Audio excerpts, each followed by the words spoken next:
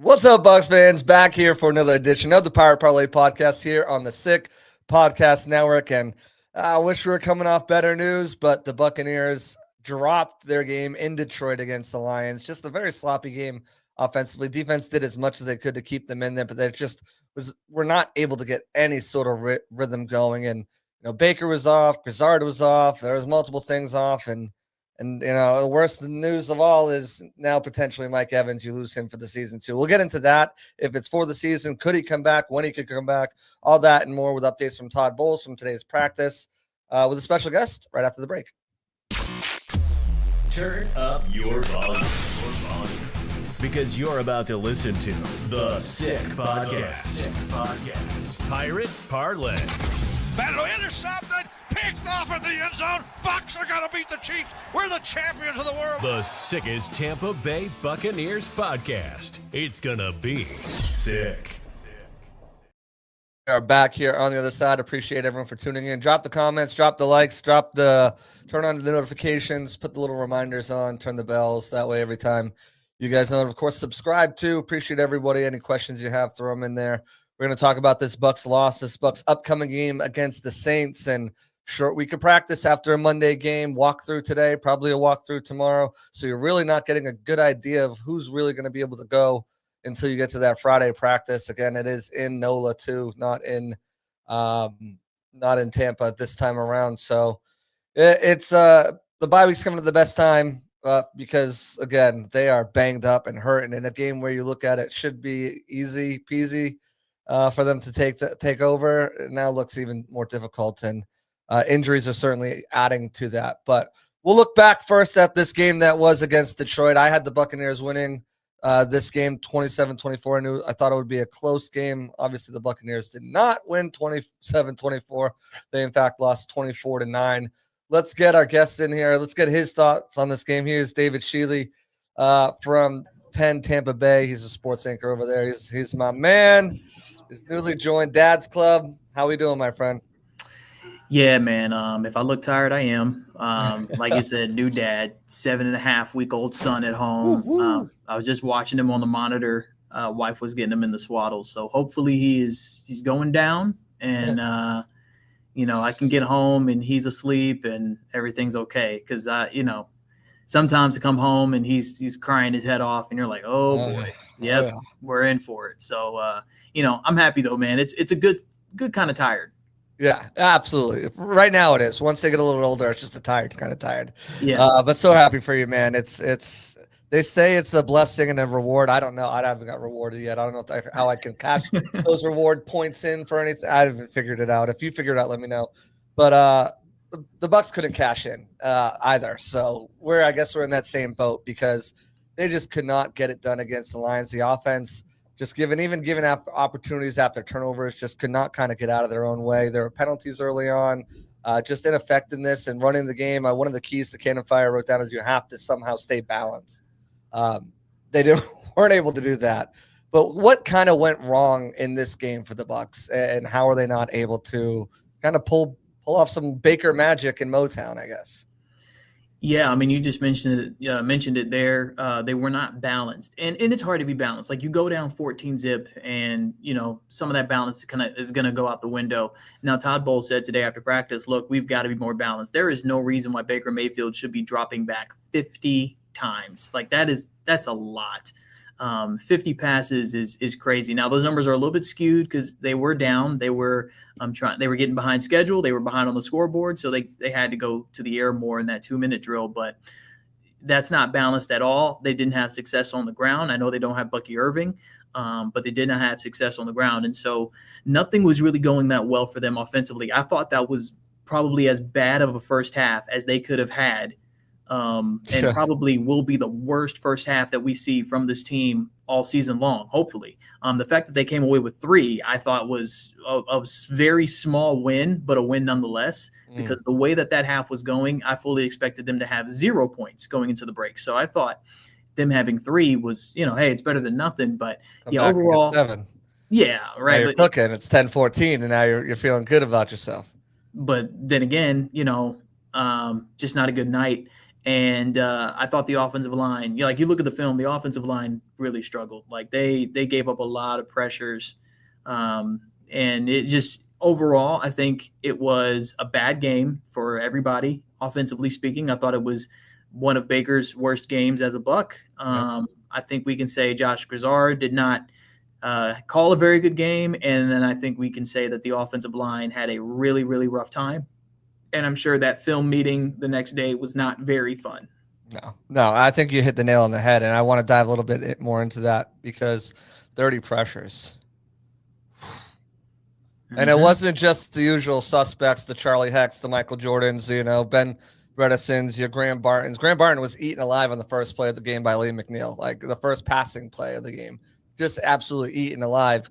And it was Tristan too, though. I mean, Aiden Hutchinson pulled a nasty spin move on him to get him off leverage, and put pressure on Baker Mayfield. That line, how concerned are we about that line? I know eventually we're getting Luke, but that's so cryptic and everything like that. How concerned are you about this line moving forward? Because we've seen what Baker can do when he's got a little bit of time. He had no time. Yeah, I would like to think that Monday night was an outlier, like an exception to the rule. I am not overly concerned. If you want me to be overly concerned, it's going to be if we get a notification on our phone and it says, oh, Tristan Wirfs out for the year. Oh, okay. At that moment, I'm going to be very, very concerned. But I think that game probably was just an outlier. I'm not ready to hit the panic button just yet, although it's flashing and it looks very tempting because you look at the injury report and you look at the film from Monday night and you're like, oh, man, but like just take a step back. Hey, that's one of the best teams in the league, if not the best team in the NFC, that just had a very good game at home in a bounce back spot. They had just gone to Kansas City and lost. Right. So it was a bounce back game for them at home Monday night. They very much remember losing to the Bucs last year at home. The Lions did not lose games at home over the last few years. Like, it was not happening often, and the Bucs went in there and beat them. They didn't forget about that. So I add all those things in, and I think, hey, you got. If you're the Buccaneers, you got on Monday night, and now it's time to turn the page, flush it, and get ready for a big divisional game on Sunday. Well, I think that kind of goes directly in hand because I'm with you. I don't think this is going to be an every week thing occurrence. They played the Detroit Lions, who had Aleem McNeil, who's one of the best pass rushing defense tackles, nose tackles in the league. Yeah, Aiden Hutchinson, you got other guys, and you knew you were going to have banged up secondary, so that front seven was going to have to generate pressure as much as they possibly could. That was a game where you look at your front seven guys and say, we need you in the worst way to step up to give these guys time to cover because they are coming off the street and starting for us. So I agree. I don't think that correlates, but what I am worried about is Baker Mayfield's play and I know those two things correlate, right? You don't have enough time to set your in the pocket. Some of those throws were very high. We're behind. Even the interception that he got credit for Kadon, that was a ball that was late and behind. Some of those throws just weren't good. Do you think this was just because of the offensive line play? Or is there more underlying issues? We've seen him in that sleeve a few weeks now. Is there something that he's trying to play through, just trying to get to the bye to, do you think? Is this something that Bucs fans should be worried about heading into Sunday's game against the Saints? Yeah, that's a very good question. We're not going to get full transparency on what's Absolutely really going on with Baker Mayfield, man. And I think Jason Light said somewhere that Baker and Tom Brady are kind of in the same vein, that they would have to be dead to not play. Right. So, I mean, Baker could be dealing with something that really, really hurts him. It wouldn't matter. He was going to play. Now, he didn't look like he was walking with a limp. Today at practice, I know it was kind of observed that he was limping after the game on Monday night. So at least he looks better. Doesn't mean he's, feeling all the way better. Like, he could be, wincing when we're not looking. But, there may be some things there that he's trying to play through. We know quarterbacks tend to do that. And especially competitors like Baker Mayfield and a guy who wears a chip on his shoulder perpetually. So, maybe there is something to be concerned with there. I will become more concerned if we start seeing a string of bad play. Like I remember like a year ago, right? The big reason why the Bucs were able to walk down the Falcons and win the division is because Kirk Cousins was like, my shoulder hurts, but I'm going to play through it. He had that string of turning the ball over, and people were like, what's going on here? And eventually they turned to Michael Penix. Right. I'm going to be concerned if I see that kind of pattern with Baker Mayfield and people are like, does Bridgewater need to come in and play? Like, are you sure you're good, Baker? Like, if that happens, then yes. But as of right now, I'm going to chalk this up and say, hey, bad game. We all have it. Yeah, everybody has a bad game. Everybody has one of those that's like, okay, that wasn't good. You could take that film and toss it in the trash if you wanted to, as long as you don't make it a habit. Absolutely. I think it motivates them too to bounce back. And I think another guy we briefly mentioned him, I'm going to bring him back up before we move on, was Josh Grizzard. I think this was his first game where a lot of us were like, what are we doing here? Like, why are we sticking with this, or why are we not doing this, or why are we not doing X, Y, Z? And it felt like this was a game for him to look back at, grow from, and get better from here. I don't feel like there's going to be a consistent regression with him, like we talked about with the Kirk Cousins situation or with what could happen to Baker. I don't feel that with him, but I do feel like this was probably his worst play called, his worst game called since he took the reins this season. Yeah, and we have to give him a little bit of grace. Like, he was only calling third down plays last year, and now he's calling all the plays. Right. And so there was probably going to be a game within the first 8, and in my estimation before the season started, hey, I was like, there might be a game or two within the first 8 where he just gets outcoached. Yeah, where he just gets outcoached. I believe he was. Baker even said today, like, man, the Lions came with a game plan and a scheme that was really, really good, and they deserve a lot of credit for what they were able to do on Monday night. And I think it would be a disservice to just say, oh, none of those guys were the starters and – they got lucky. Nah, I thought that was very good game planning. And you had a bunch of guys who felt like this was their chance to prove that they belong in the NFL, and they took it.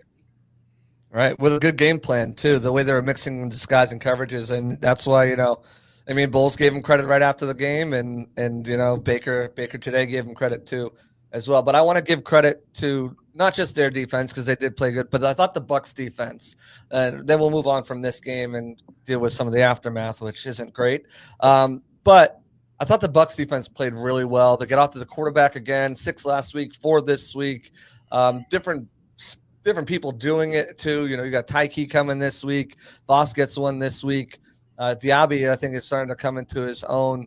We'll see if that can continue with the aftermath aforementioned that we'll talk about here in a minute. But what were your thoughts on the defensive play? I thought Jamel Dean again played a very great game. We didn't hear anything from Jameson Williams, who, unfortunately, coincidentally, I had on fantasy.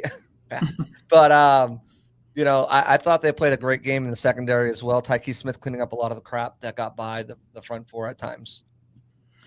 Yeah, I thought the defense was the reason why the game was still competitive at halftime. Like, the defense kept Tampa Bay in that contest as much as they possibly could. They weren't perfect by any means, but the fact that they were able to get sacks, generate pressure, create turnovers says, hey, we're doing our part. So, they did as much as they could. And then eventually it just, they can't defend short fields in Ford Field. Like, defending a short field in Ford Field, that is a bad formula. Yes. And so I give them credit for what they were able to do, but they were only going to be able to bend without breaking for so long. So overall, I thought it was a pretty good game by the defense, and there were some encouraging things. And of course, Hassan Reddick going down is very discouraging, but still, the one thing I've really been impressed with all season with this defense has been the play of the depth, especially in the secondary. There is nobody in that secondary that I think is scared to go out there and play ball. I think that they are fearless. They don't care that they haven't had that much time out there or haven't had that much experience or whatever it is. I'm a big fan of Jacob Parrish. He has some moments where it's like, okay, there's the youth. Not his best game. But I'm on overall, Ross though, St. Brown, right, dude? Like I'm yeah, on Ross like St. Brown. come on, like, but overall, man, I thought he's put some very good things on tape Absolutely.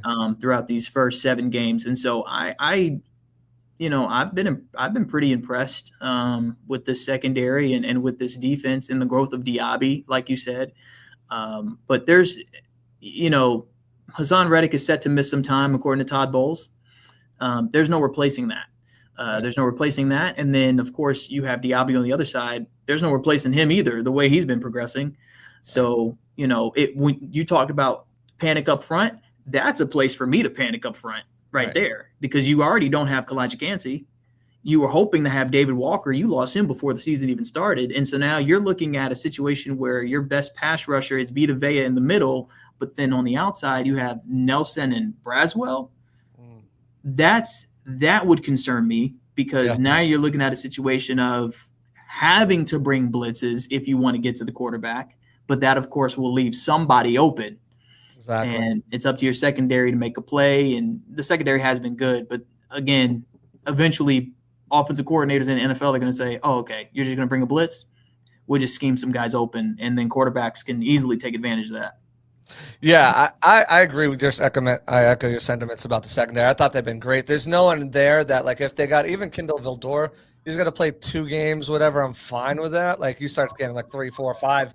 Now I'm a little bit like safety, like Izzy, and I'm fine with him stepping in. Merriweather, fine with him. BMO, I'm fine. I like the depth, and I think they proved that they can handle it, step up to the call.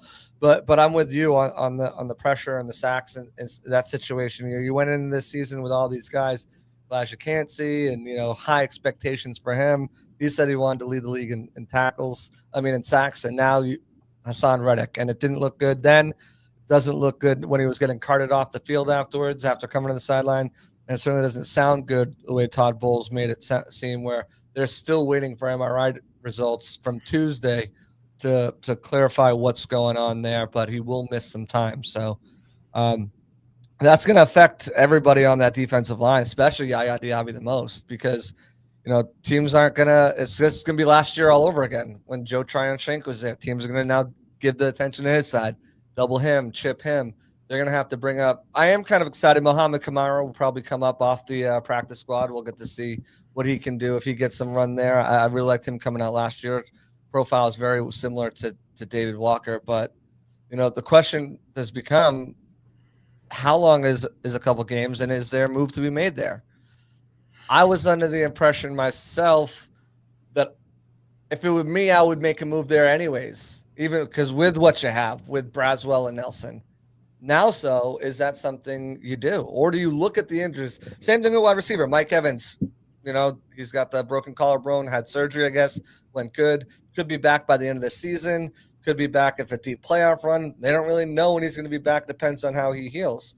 If you're Jason Light and you're going through, we've got this injury here, we got this injury here, we're an XYZ injury away from being just blown up. Do we just stay status quo, or do we give up assets to add a wide receiver, to add edge rusher, maybe to add an offensive lineman? What are you doing in this scenario? Yeah, it's tough, man, because, if this were baseball, you could get a guy to just have him for the rest of the season, and you'd be like, oh, we're going to trade for this guy, and you're going to be a rental for the rest of this year. Right. It's a little bit different in the NFL. Usually when you trade for a guy, the expectation is he's going to be there for a while, and you'll probably sign him. A guy who's looking for an extension from one team, probably not going to get it, so then they trade him somewhere else. It's more of a baseball thing of like, okay, you identify teams that are sellers, you ask the sellers what they're willing to give up, you make a move because you as the buyer see, playoff run, possibly championship run in your future. Exactly. It's a little bit different here, right? So you can't just go out like, oh, they should go out and – go get Jalen Waddle, and pay him with what? All right. Go out and get Max Crosby. Okay, but then you pay him with what? Like, what are you giving up? What are you giving up for this stuff too? Because it's not a 1-year rental thing. This is not Player baseball. To be named later.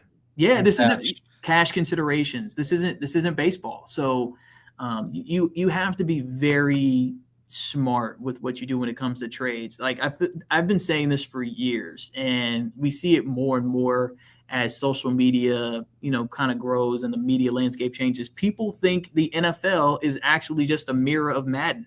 Right. It's not. You can't just go out and just make a trade just for the sake of making a trade and think there's no consequence of that. There is. Like, you have to think of your salary cap. You have to think of what the future is with that player. Right. Players don't want to be signed or be traded somewhere to a place that has no intention of signing them to the extension that they've been seeking. Like, right. It's not a thing. So I don't know. Like, it's a tough situation. I guess what you're looking at is guys who kind of were already mercenaries or on the expiring contracts that the team wasn't going to go for. Because the Buccaneers, they have about $17 million in cap space that they could use to add someone. I think if you're looking at wide receiver, maybe you're talking about someone like DeAndre Hopkins, guy who went to the Ravens because he thought the Ravens were going to do good and a potential chance to win a ring. Still got a little bit of juice left in the tank. The Ravens are crumbling right now. Can you trade again, it comes to the assets as well. Can you trade a 6th or 5th round pick and get him for that run? Or maybe a Trey Hendrickson, who they're not going to obviously bring back in Cincinnati next year. Do you trade a 3rd or a 2nd round pick and add him to your edge rush room and realize that we are renting this guy and maybe we'll try to bring him back, but if we can't, at least our pass rush depth will be Yahya Hassan and Trey Hendrickson, and we'll feel good about a playoff run and keeping that wave of guys fresh. Or do you look at a defensive tackle now? It's a guy from the Jets, Quinnen Williams, I think it is. It's Quinnen Williams because Quincy Williams is his brother.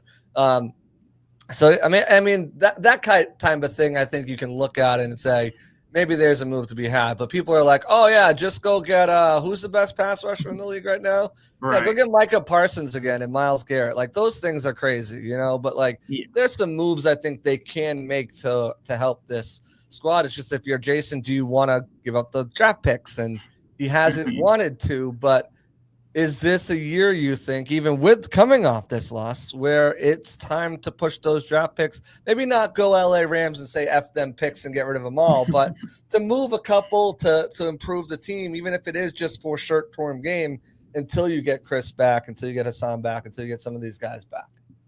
Yeah, I mean, look, Super Bowl windows are not open very long in the NFL. Nope. They're not. I mean, they close and shut pretty quickly, and you have to pry them back open. So if you feel like this is the best window for the Buccaneers, then yeah, maybe you say, hey, we don't need some of those picks for next year, because we're not looking at next year as our year to really make a push for the Super Bowl. We're looking at this year as our Super Bowl year. So yeah, go ahead and make a move and say, hey, we're going to give up a little bit of our future to make sure our present ends with a 3rd Lombardi trophy in Tampa Bay. But again, you were talking about, hey, just go out and get the best guy, make a trade for the best guy. I was just thinking about how the Colts brought in Shaq Barrett for a tryout like earlier today.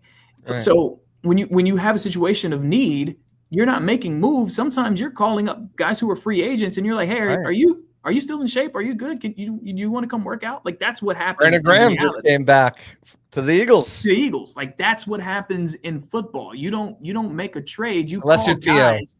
You call guys. Yeah. You call guys who are not playing, and you just hope, like, hey, are you still in shape? Can you come play? Are you good? And so that's what actually happens. And JPP. No. Do they call Shaq back? Nah, I don't know. I mean, it's like, it depends on what you're really going to get at this point. Right. Are you looking for someone who can play and knows the system, or are you looking for someone to try to do what Hassan did? Because if that's the case, you got to look trade route. If you're looking for just a body that can play, that knows the system, can play, can give you a little bit of juice here and there, you're not have to worry about coaching them to be in the right spot, then maybe you go Shaq or JPP. Yeah, well, that's the thing about Shaq. It was on short notice with Shaq last year. It was like, look, the playoffs are about to start. We need somebody now. So if you can still play, come on. If you can run. Yeah, if you're still in shape, come on, let's do it. Right. And so if he's still in shape, yeah, sure, on the short term. But we're looking at, we haven't even hit the bye week yet, and it's only been 7 games.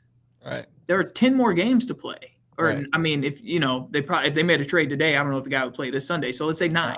There's going to be 9 games left to play after the bye week. You'd get them for the bye week, which would be great for whoever it is Exactly. to get up to speed, which is Right. why I think the trade deadline is actually after the Bucs bye week, that Mhm. Tuesday afterwards. But I think if you're going to make a move, this is the week you want to do it. Right.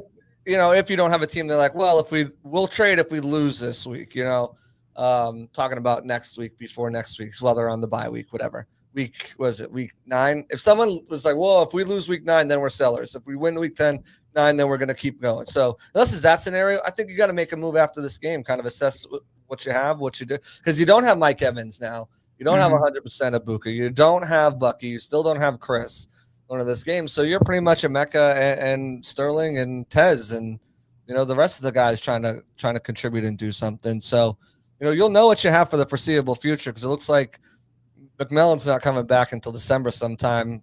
Evans could be the same. And Godwin, you hope after the bye, but it's unlikely, at least before the bye for this week for certain. So, maybe you need to see this week to see what your pass rush looks like with Nelly playing a majority and without Mike Evans and just Ibuka back there with those guys. And I don't know. Yeah, it's tough, but that's why Jason Light gets paid the big bucks, and we just sit here and we talk. Absolutely. So, but I mean, it's gotta be one of those things like, hey, yeah, we think we're a Super Bowl contender this year, but we want to sustain it and be sustained as a Super Bowl contender. So do we give up the picks when we know we can draft and develop guys? I don't know. We'll see. They have a lot of guys they're bringing back anyways next year. So there's not going to be many spots for like undrafted free agents. Let's move on to this game, because I think this can be somewhat of a trap game for the Bucs, and not a trap game where you're on a high, riding a high win streak, but just as a game where you're like, we just got to get to the bye. Like, we can just get to the bye. If that's the mindset, we can just get to the bye, then maybe we'll have Luke back, and maybe we'll have Chris back and Bucky back, and we can just get to the bye. And if that's the mindset going into this game by any of these people, then this could turn into a trap game where they're overlooking the Saints team just to get to the bye. Are you worried about that at all? You think this team's going to be dialed in, locked in to go against the Saints on Sunday? So, couple things. Number one, Baker Mayfield has made it very clear that he hates the Saints. Double down on it, right? Doesn't like them. So we already know he's not overlooking the Saints because he can't stand them, and there is nothing he would like more than to go in a bye week with a W over the Saints in New Orleans. Secondly, I don't think this is a trap game simply because it is a divisional opponent. Right. So had this been the Jets or, Broncos. had it been any team that's having a rough year, it could have been the Titans. It could be the Dolphins. Like, if it was any of those teams, I would say maybe, it could turn into a trap game, because you have a team that's very desperate to get a win because they're having a rough year. And then you have the Bucs, who are in a whole different conference. But this is a divisional matchup. And so I am a big believer in, when it comes to division games, throw the records out the window. It's very hard for me to call a division opponent like beating another team in their division an upset, because it's in the division. Like, there's so much familiarity, and it's professional football. So, like, you have two professional teams, both have guys being paid millions and millions of dollars to prepare themselves each week to beat the other team, and they know that team so well. Like, to me, it's very hard for me to call it an upset when it's within the division. So I don't see this as a trap game. I see it as a get right game, because the Bucs, short week, you lost in Detroit, and it wasn't good at all. And so you have this eagerness to get right back out there and show everybody, man, we are not what we showed the world on Monday night. That's not us.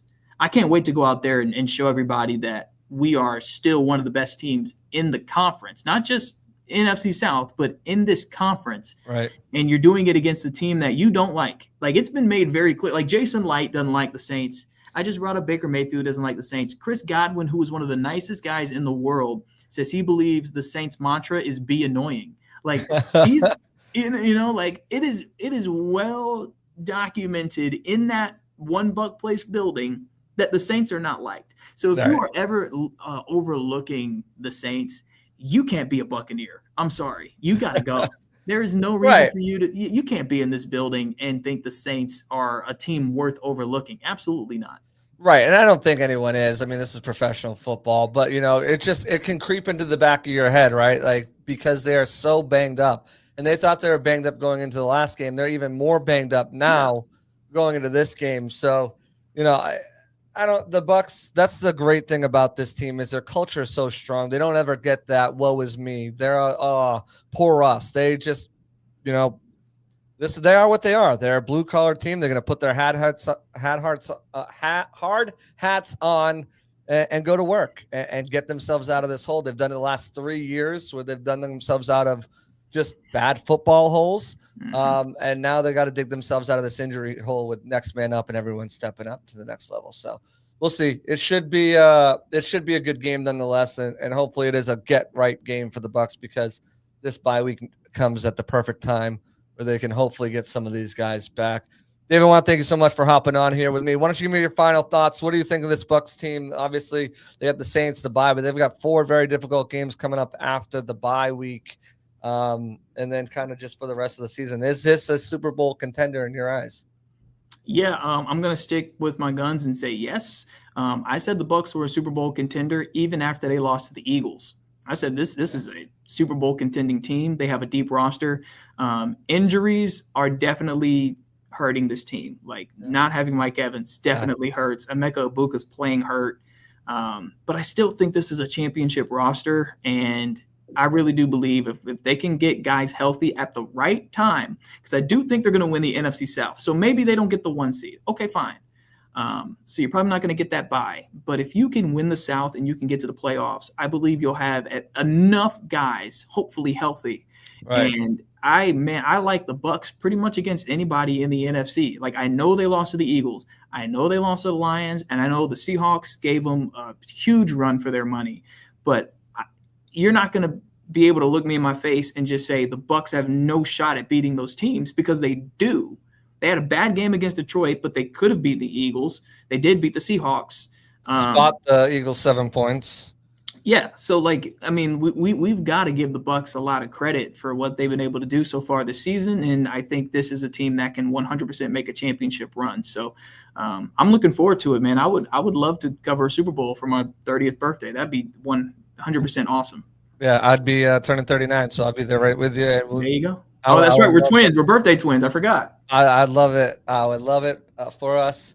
Yeah, I'm with you, though. I'm with you all the way because once this team gets healthy and they have this unit together, I just think there's no way to they can beat you on offense in so many ways, and their defense is just getting better. And if Jason does make a move to strengthen, whether that's the linebacker, whether that's the edge, whether that's defensive tackle, whether that's wide receiver or along the offensive line, I think those are the spots you could use that help.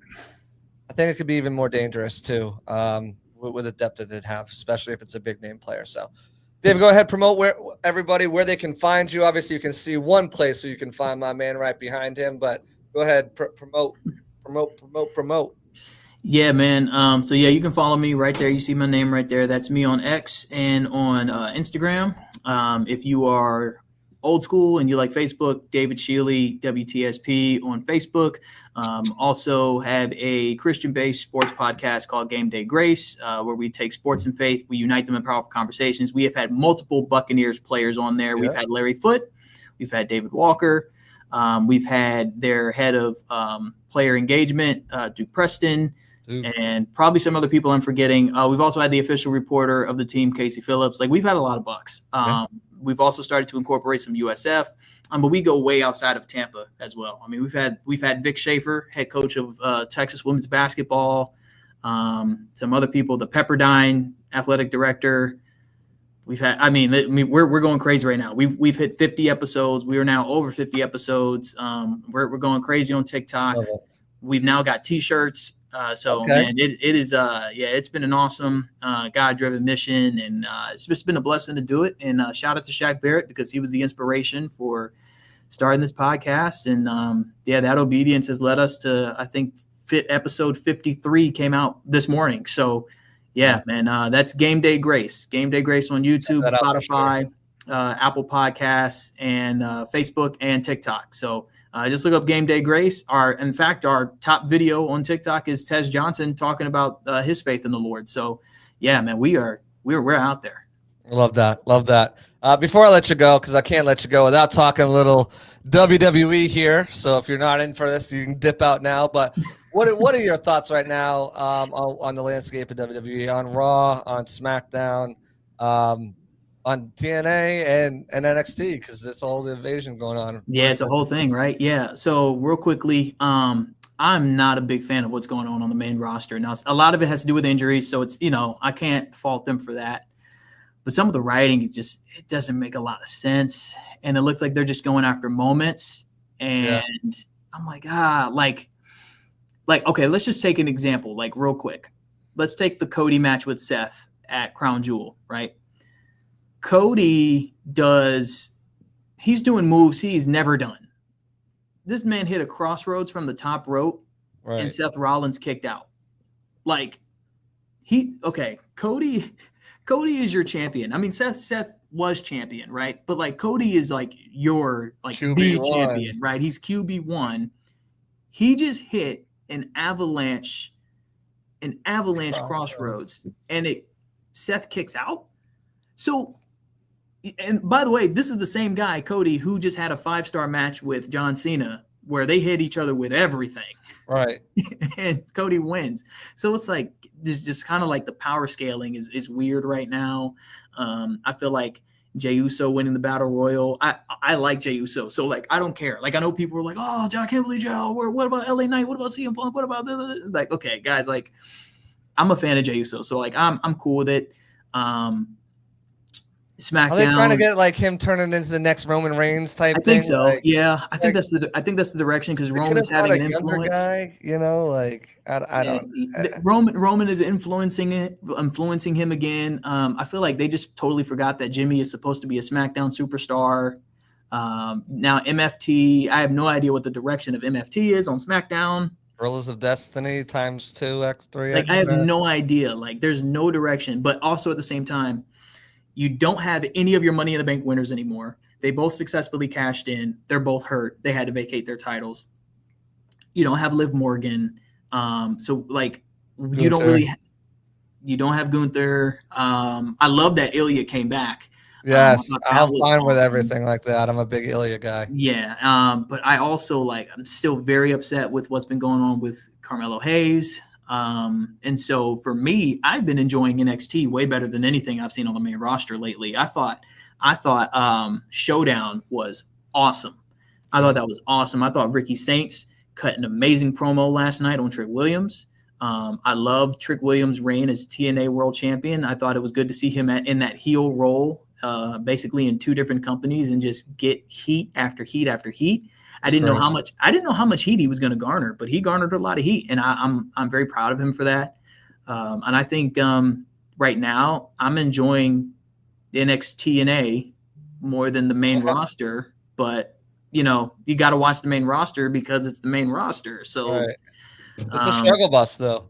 Yeah, right now it is, man. Struggle bus, man. But if you made it through 2015, you can make it through anything. Well, I didn't. I wasn't there. I came back. I came back after COVID, so I wasn't there. But for me, it's I know who's going to put on a good match. I'll watch the statement. I'll fast forward through a match. I don't care about whatever, and I'll just try to grip my teeth and get through it. So yeah, that's it. You shouldn't have to do that though. That's the thing. You shouldn't have to grit your teeth for 2.5, 3 hours. This match is not going to be good. I'm just going to not watch it. Yeah, you shouldn't have to do that. If Ivar's in it, I know it's going to be good. You put me in an Eric and Ivar match, I know they're having a banger, but it is what it is. All right, man, that's going to do it for us here. I appreciate you coming on. Appreciate you sticking around, talking a little wrestling. Guys, check out his podcast. Check out his X's right there. You can get all that information right there. That's going to do it for us here at the Pirate Parlay Podcast on the Sick Podcast Network. Appreciate everyone for tuning in to another episode, and we're out of here. Peace out. And that's a wrap. Hope you don't miss us too much until next time.